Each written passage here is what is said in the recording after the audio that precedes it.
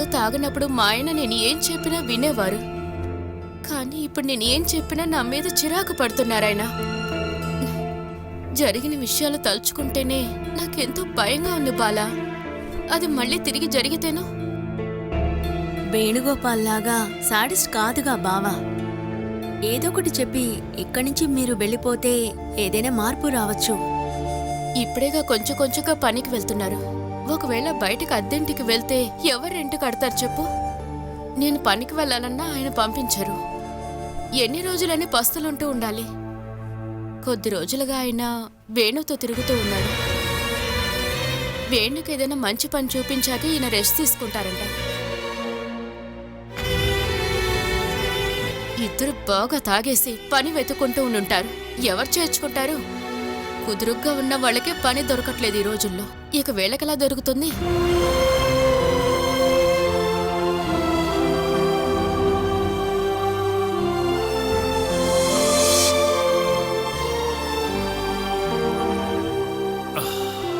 చెమ్మేలి మీతో ఏమైనా అడిగిందా అమ్మా? బాబుని ఎందుకు తీసుకురాలేదు అని అడిగింది. నేను వచ్చేటప్పుడు బాబు బాగా నిద్రపోతూ ఉన్నాడని చెప్పాను. నేను అక్కడి నుండి వచ్చేంత వరకు కూడా బాబు గురించి అడుగుతూ ఉంది.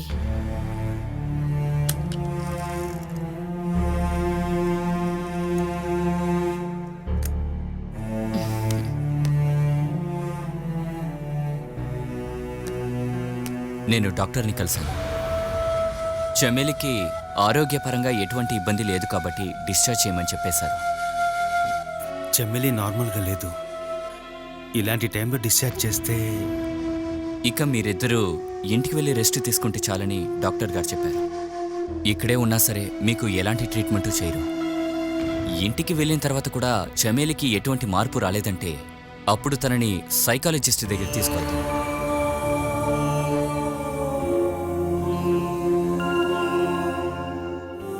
అయితే డిశ్చార్జ్ చేయమని చెప్పనా?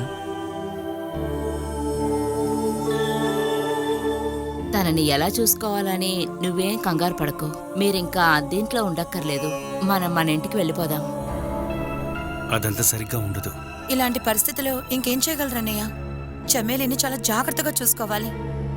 మీరు రికవర్ అయ్యి రావడానికి బాగా టైం పడుతుంది. అంతవరకు చెమ్మేలిని ఎవరు చూసుకుంటారు? ఇప్పుడు కూడా నాన్న ఆయనంతటా ఆయనే వచ్చి పిలిస్తేనే వెళ్తాను అని మీరు అనుకోవద్దు. ఆ విషయాలన్నీ కూడా నేను మాట్లాడేశాను. ఆయన మనసారా నిన్ను చమేలిని స్వీకరించడానికి ఆయన సిద్ధంగా ఉన్నారు. చమేలికి కూడా అక్కడికి రావడం ఇష్టమే.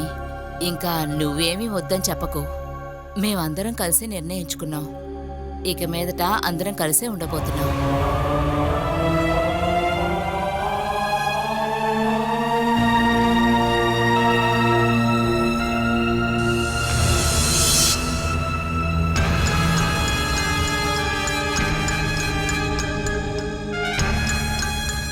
అయ్యో, ఒక పని అడగడానికి ఇంతసేపా?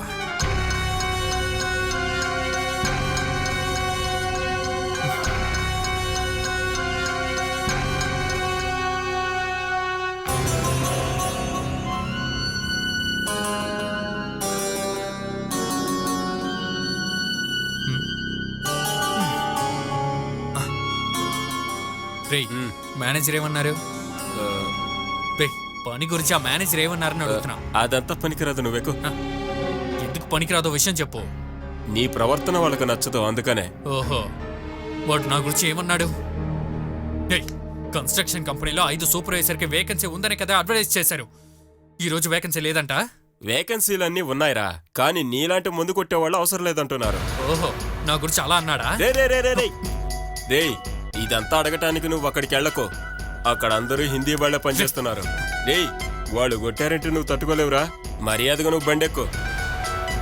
నన్నెందుకు ఉద్యోగంలో చేర్చుకోరో నాకు తెలియాలి. అరే, నువ్వు మిగతా వాళ్ళ దగ్గర నడుచుకునే విధానంరా. ముందు తాగి నువ్వు తెచ్చే సమస్యలు ఇదంతా ఇక్కడ ఉన్న వాళ్ళకి తెలుసు. అందుకనే మర్యాదగా నేను చెప్పేది విను. ఉద్యోగం లేకుండా కుదరదురా. నాకు తెలిసిన వాళ్ళందరి దగ్గర నేను పిలిచి అడిగాను. అందరూ చూస్తానని చెప్తున్నారు. రేయ్ నీకు పని దొరకటమే కష్టంరా తమ్ముడు. ఎక్స్పీరియన్స్ అని అడిగితే ఆ పూణేలో చేసిన ఫ్యాక్టరీలో పని గురించే కదా చెప్తావు. వీళ్ళు వాడని కానీ అడిగారంటే నీ గురించి సూపర్ రిపోర్ట్ చెప్తారా. మేనేజర్ను కొట్టావని, ఓనర్ని తిట్టావని, ఇలాంటి వాడికి పిలిచి ఎవర్రా పనిస్తారు?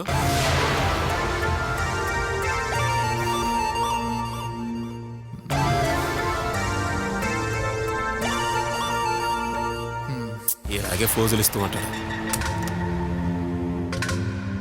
రేయ్ నీకు ఈ ఊర్లో ఒక మంచి పని దొరికే అంత అవకాశం ఇక్కడ లేదురా. అందుకని వేరే ఏదైనా పని చూద్దాంరా. నువ్వు వచ్చి బండి ఎక్కరా.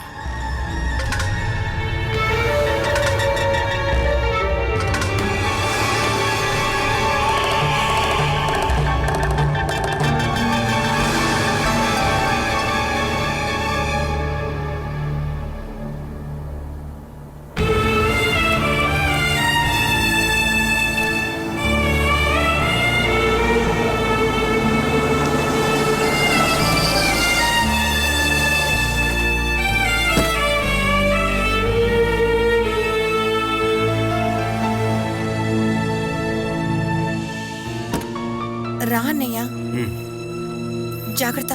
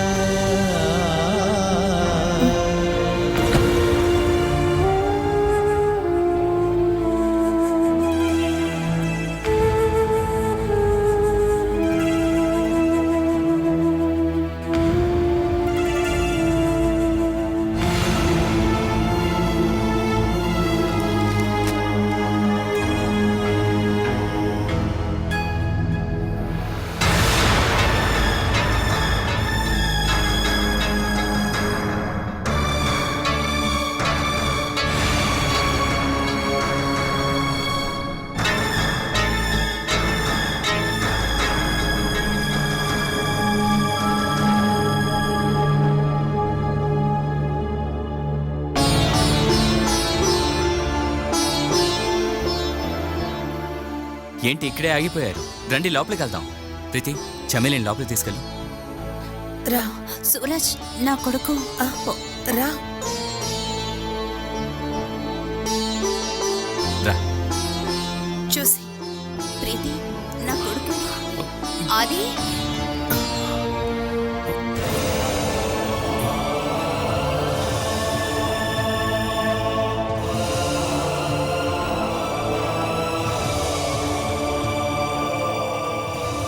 ఆది, బాబు ఆది, ఆది, ఆది. సూరజ్, నా కొడుకు ఎక్కడా? నా కొడుకు ఎక్కడా?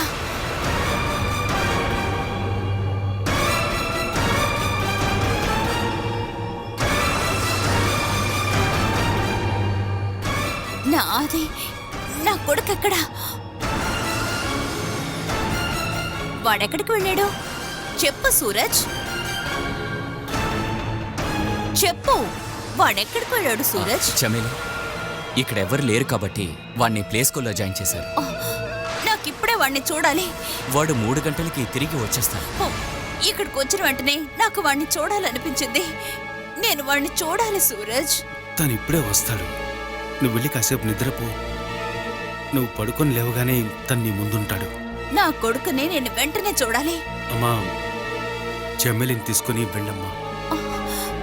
నా కొడుకు ఎక్కడా? నువ్వు రామ్మా. నా కొడుకుని నేను వెంటనే చూడాలి. నువ్వు హాస్పిటల్ నుండి ఇంత దూరం ప్రయాణం చేసి వచ్చావు కదా, చాలా టైర్డ్గా ఉన్నావు. కాస్త రెస్ట్ తీసుకో. ఈలోపు నేను వెళ్ళి బాబుని తీసుకొస్తాను. రా.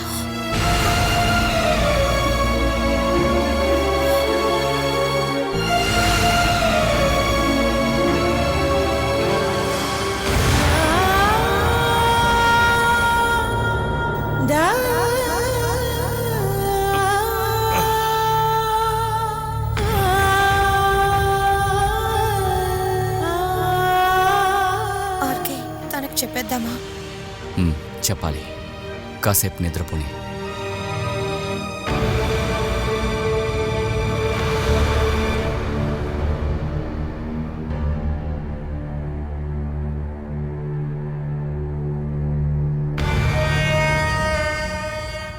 సూరజ్. ఎలా ఈ విషయం తనతో చెప్పడం? తను తట్టుకోలేదేమో. మనం ఎప్పుడైనా చెప్పాలి సూరజ్.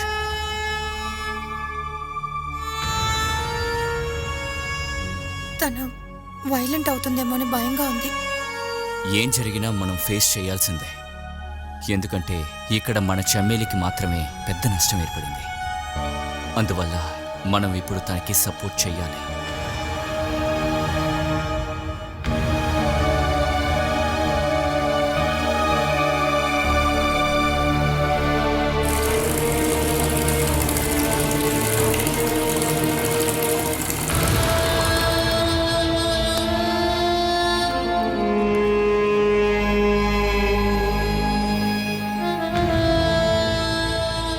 బాలా బాలా, నువ్వు ఎవరి మీద కోపంతో దీన్ని తీసుకొస్తున్నావు? ఈ సమయంలో ఇంత వెయిట్ మోయకూడదని తెలుసు కదా నీకు. నా అవసరాలు నేనే చూసుకోవాలి కదక్కా, ఎవరు చేస్తారు? ఇంత పెద్ద బకెట్లో నీళ్లు తీసుకురావాలని ఎందుకు అనుకున్నావు? అంత అవసరమైతే చిన్న బకెట్తో నీళ్లు తీసుకొని రావచ్చు కదా. 4 సార్లు అటు ఇటు నడవాలి కదక్కా, అందుకే. నువ్వు అవతలకు జరుగు, నేను తీసుకువెళ్తాను. వద్దు. ఆ? దీనికి సహాయం చేయమని నిన్నెవరు అడిగారు?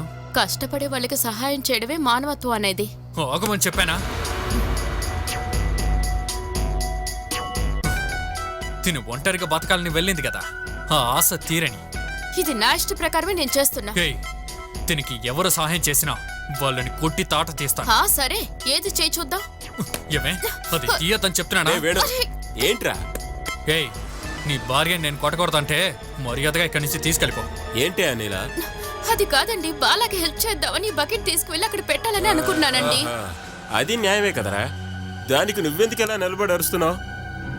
ఏయ్, ఎవరి సహాయం లేకుండా ఒంటరిగా బతికేచ్చనే ధైర్యంతోనే ఇక్కడికి వచ్చి పడుకుంది కదా. అయ్యో, దీనికి ఎవ్వరూ సహాయం చెయ్యొద్దు. నిజం చెప్పాలంటే ఇదే కరెక్ట్ అయిన న్యాయం. నువ్వెందుకే తనకు సహాయం చేస్తున్నావు? అలా కాదండి, బాలా ఇప్పుడు కడుపుతో ఉంది కదా. కడుపుతో ఉన్న వాళ్ళు పని చేయాలమ్మా, అప్పుడే బిడ్డ నార్మల్ గా పుడుతుంది. అలా కాకుండా కూర్చుని ఉంటే కూసి తీయాల్సి ఉంటుంది. అవును, వాడు చెప్పిందే కరెక్ట్. సిమెంట్ పనికొస్తున్న సుగన్య ఉంది కదా, తనకి 8 నెలలు, కానీ దడదడలాడిస్తుంది పని. Super exercise. ఈ ఆపరేషన్ చేయాల్సిన అవసరం లేదు. ఎంత డబ్బు ఆదా అవుతుంది. హా, అలా ఆదా చూసుకోబట్టే ఇక్కడ కొంతమంది పిల్లల్నే కనకుండా ఉండిపోయారు. బాల విషయంలో ఫుల్ అథారిటీ వేణుదే. వాడు ఏదైతే నిర్ణయిస్తాడో అదే చేద్దాం. నా విషయాలు డిసైడ్ అవ్వడానికి నాకు నేను మాత్రమే ఉన్నాను. హ, నువ్వు నిర్ణయించుకో. ఆ తర్వాత ఏమనిపిస్తే అలా చేసుకో, కానీ ఇంకెవ్వరి సహాయం తీసుకో. అది వాడు చెప్పింది విన్నావు కదా, ఇక నువ్వు తనకి సహాయం చేయకో. వెళ్ళు. ఏమంటే నేను అరే, చెప్పేది. వెళ్ళమంటున్నానా? అందరూ కలిసి తను కష్టపెట్టండి, ఆ తర్వాత ఏం జరుగుతుందో తెలుస్తుంది. అప్పుడు మీరే సమాధానం చెప్పాలి. అనిలా, నువ్వు దయచేసి లోపలికి వెళ్ళు. ఏదో ఒకటి చేసుకోండి.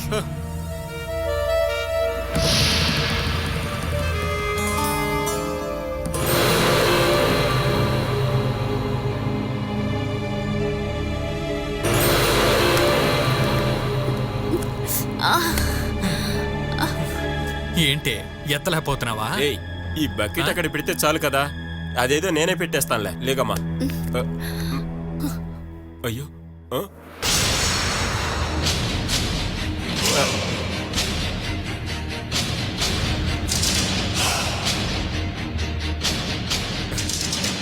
ఇది ఇక్కడే ఉండని. మన మగవాళ్ళు ఈ ఆడవాళ్ళకి సహాయం చేయకూడదు. నీ వల్ల కుదరదే, అది ముందు అర్థం చేసుకో. తర్వాత ఈ కోపం అంతా మర్చిపోయి ముందు ఇంటి లోపలికి రా.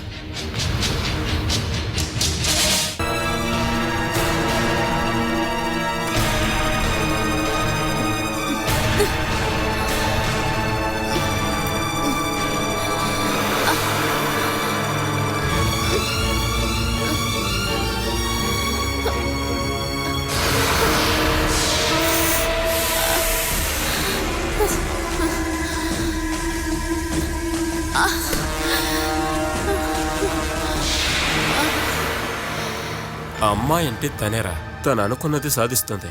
అహంకారం ఇంకేంటి, ఆ? దీనికి తను అనుభవిస్తుంది. అరే నువ్వురా, మన వెళ్ళి ఊరి తిరిగొద్దారా. నువ్వు రారా.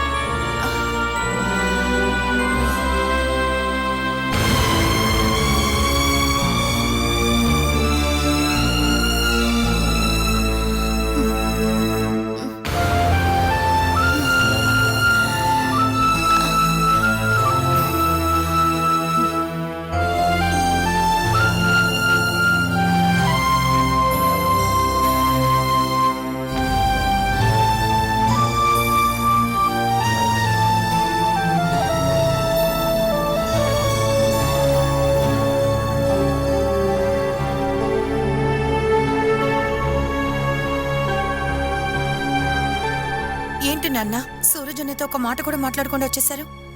నాకేమన్నా తెలియని విషయమేమి లేదు కదా, ఇంకేం అడగాలి? ఇక్కడి నుంచి బయలుదేరి వెళ్ళిపోయాక మొదటిసారి ఇక్కడికి అన్నయ్య వచ్చారు. దానికి మీకు కొంచెం కూడా సంతోషంగా లేదా? ఇలా చూడు ప్రీతి, పిల్లల ముందు నటించాల్సిన అవసరం నాకు లేదు. సూరజ్ ఇంటి నుండి వెళ్ళిపోయి తిరిగొచ్చిన సంతోషమే నాకు లేదు. కారణం నాకు తెలుసు కదా. మీరు కూడా ఒప్పుకున్నారు కదా. మీరందరూ తీసుకున్న నిర్ణయానికి నేను ఒప్పుకున్నాను. అది తప్ప నేను కంప్లీట్గా మారిపోయానని మీరు అనుకోవద్దు. ఏంటి నాన్న ఇలా మాట్లాడుతున్నారు? సూరజ్ అనే తిరిగి వచ్చేటప్పుడు ఈ ఇంట్లో ఉన్న సంతోషం అదే నేను కోరుకున్నాను. ఇప్పుడు చూడండి, ఏదో శత్రువు ఇంటికి వచ్చినట్టు మీరు మొహం పెట్టుకున్నారు. ఏమైంది? ఇద్దరు ఇక్కడికి వచ్చి కూర్చున్నారు. కిందకి రండి. ఏంటి సమస్య? ఒకవేళ సమస్య ఉంటే చెప్పండి, నేను సాల్వ్ చేస్తాను. సూరజ్ అనేతోనూ చెమెలితోనూ నాన్న ఒక్క మాట కూడా మాట్లాడలేదు. వాళ్ళని చూసిన వెంటనే మొహం తిప్పుకొని వచ్చేశారు. ఇంత కోపం ఉంటే మళ్ళీ రావద్దనే మీరు చెప్పుండొచ్చు. నేనేమన్నా హారత తీయాలంటావా? ప్రేమతో ఒక్క మాట మాట్లాడొచ్చు కదా. ఇదంతా పెద్ద సమస్యగా చూడకు ప్రీతి. ఇకపై వాళ్ళు ఇక్కడే కదా ఉంటారు. ఇప్పుడు మనకున్న పెద్ద సమస్య చమేలి కొడుకు చనిపోయిన విషయం తనకి చెప్పడం మాత్రమే. ఇప్పుడే తను అడుగుతూనే ఉంది. ప్లే స్కూల్లో వదిలేనని మీరు చెప్పారు. అదెందుకు ఇంకా చెప్పకుండా ఉన్నారు? ఎప్పటికైనా తెలియాల్సిందేగా. నిజమే. చమేలి దగ్గరికి వెళ్ళి నువ్వే ఈ విషయం చెప్పాలి. నేనా? తను ఏమంటుందో తెలీదు, కానీ మనమందరం ఒకే చోట ఉన్నప్పుడే తనకి చెప్పాలి.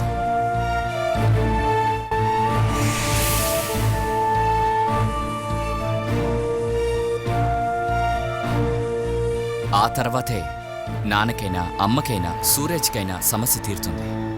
ఏంటి, తనకి చెప్తావు?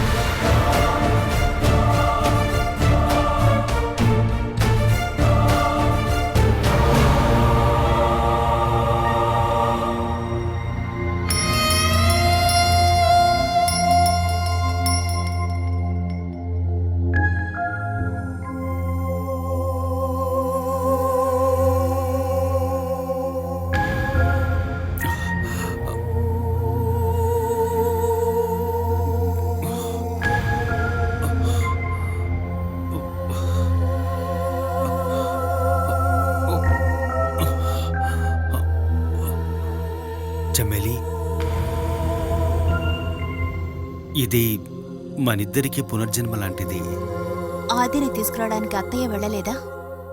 ఇంతసేపైనా వాడెందుకు రాలేదు?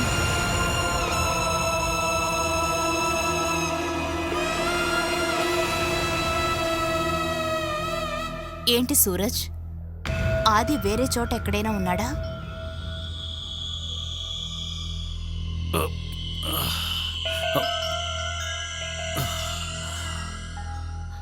ఎక్కడున్నాడు చెప్పు సూరజ్, నా కొడుకు ఎక్కడున్నాడు? ప్రీతి, నా కొడుకు ఎక్కడా? మేము హాస్పిటల్ ఉన్నప్పుడు వాడిక్కడున్నాడనే కదా మీరు చెప్పారు. ఏడి వాడెక్కడున్నాడు చెప్పు. సూరజ్, చెప్పు ప్రీతి, నా కొడుకు ఎక్కడా? మీరు నా నుంచి ఏం దాస్తున్నారు? కనీసం ఇప్పటికైనా తనకి నిజం తెలియని సూరజ్. ఎలా చెప్పడం? ప్రీతి చెప్తుందిలే. అది తెలిసేటప్పుడు నేను అక్కడ ఉండడం బాగోదు.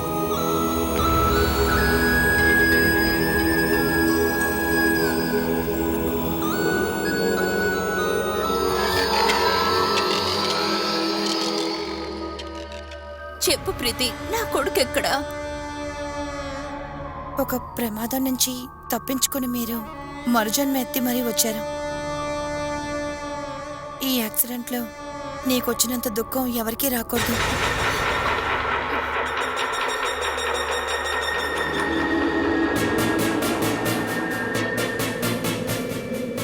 నేను చెప్పొచ్చింది అదే. సూరజ్ ఇప్పుడు నీతో ఈ విషయం చెప్పే పరిస్థితుల్లో లేడు. సూరజ్ నాతో చెప్పలేని విషయం ఏముంది? నా కొడుకు ఎక్కడా? నాది ఎక్కడా? చెప్పు ప్రీతి. ఇకపై వాడు రాడు. నా కొడుకు తిరిగి రాడా? చెప్పు, వాడెక్కడున్నాడు? ఎక్కడున్నాడు?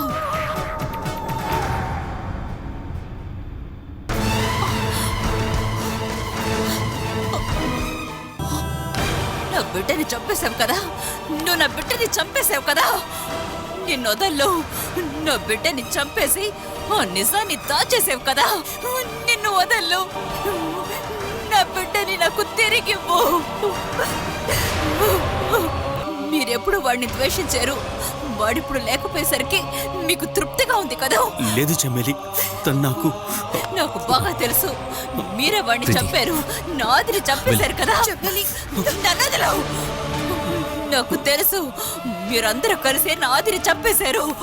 ఎందుకు ఎందుకు వాడిని చంపారు చెప్పు. ఎందుకు నాదిని చంపారు చెప్పు.